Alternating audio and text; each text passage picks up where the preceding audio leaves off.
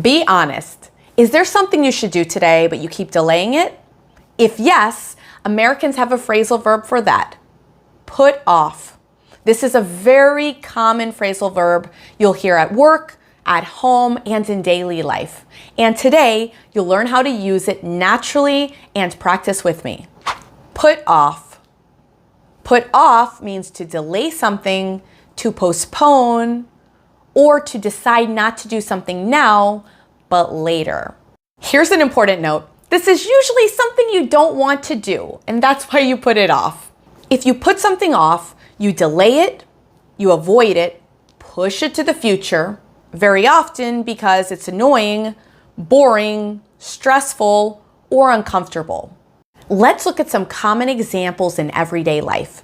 You could say, I keep putting off going to the dentist. Maybe you know you have to have dental work done, and you really don't want to go. It's expensive, it hurts, it's uncomfortable. You keep putting it off. You keep delaying the appointment. We could also say, she put off cleaning her room. She delayed cleaning her room. Or you could tell your children, don't put off your homework. Don't delay doing your homework.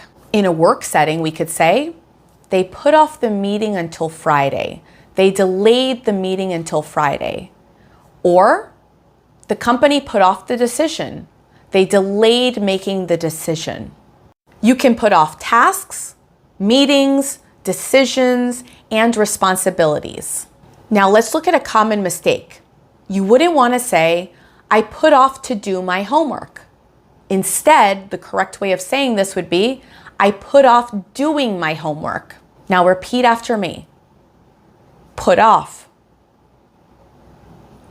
Put off. Put off.